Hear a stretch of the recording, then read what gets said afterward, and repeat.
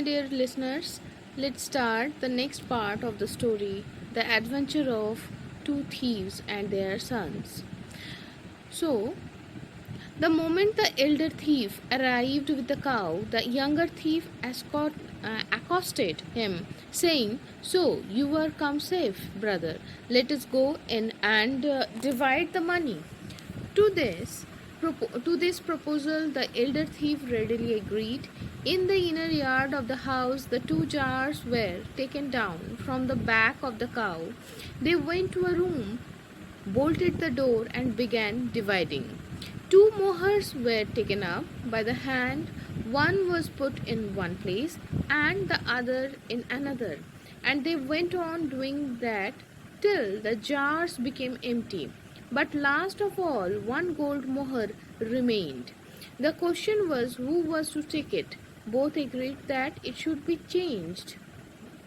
It should be changed the next morning, and the silver cash equally divided. But with whom was the single moher to remain? There was not a little wrangling about the matter.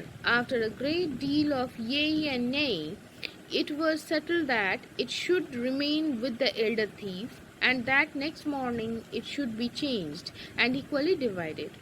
At night, the elder thief said to his wife and the other woman of the house, "Look here, ladies, the younger thief will come tomorrow morning to demand the share of the remaining gold moher. But I don't mean to give it to him. You do one thing tomorrow. Spread a cloth on the ground in the yard. I will lay myself on the cloth pretending to be dead, and to convince people that I am dead, put a tulsi plant near my head. And when you see the younger thief coming to the door, you set up a loud cry and lamentation. Then he will of course go away, and I shall not have to pay his share of the gold moher." To this proposal, the woman readily agreed. Accordingly, the next day, about noon, the elder thief laid himself down in the yard like a corpse, with the sacred basil near his head. When the younger thief was seen coming near the house, the women set up a loud cry, and when he came nearer and nearer, wondering what it all meant, they said, "Oh, where did you both go? What did you bring? What did you do to him? Look, he is dead." So saying, they rent the air with their cries. The younger thief, seeing through the whole, said, "Well, I am sorry, my friend and brother is gone. I must now attend to his funeral. You all go away from this place. You are but women. I will see to it that the remains are well burned." He brought a quantity of straw and twisted it into a rope, which he fastened to the legs of the deceased man, and began tugging him, saying that he was going to take him to the place of burning.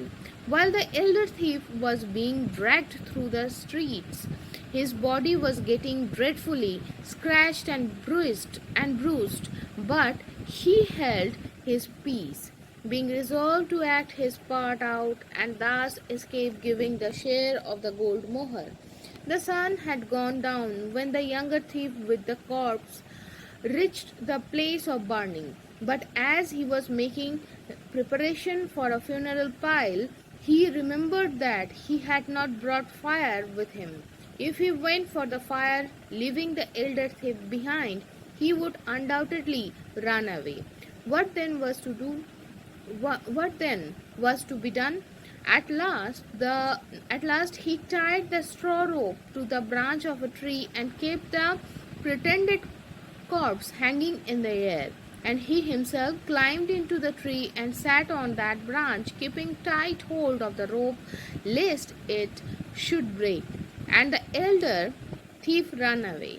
While they were in this state, a gang of robbers passed by.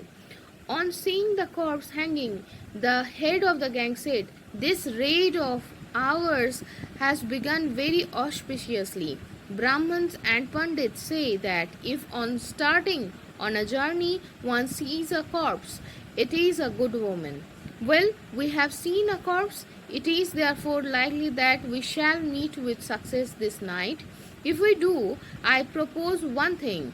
On our return, let us first burn this dead body and then return home. All the robbers agreed to this proposal. The robbers then entered into the house of a rich man in the village, put its inmates to the sword, robbed it of all its treasures, and withal managed it so cleverly that not a mouse stirred in the village. As they were successful beyond measure, they resolved on their return to burn the dead body they had seen. When they came to the place of burning, they found the corpse hanging as before, for the elder thief had not yet opened his mouth, lest he should be obliged to give half of the gold mohar. The thieves dug a hollow in the ground, brought fuel, and laid it upon the hollow. They took down the corpse from the tree and laid it upon the pile, and as they were going to set it on fire, the corpse gave out an unearthly scream and jumped up. That very moment, the younger thief jumped down from the tree with a similar scream. The robbers were frightened beyond measure. They thought that a Dana, evil spirit, had possessed the corpse and that a ghost jumped down from the tree. They ran away in great fear, leaving behind them the. Okay, this is what they are actually. They are by fear. They are actually running out, going out. Okay, what happened? Let's see what happened next. Money and jewels which they had obtained by robbery. The two thieves laughed heartily, took up all the riches of the robbers, went home, and lived merrily for a long time.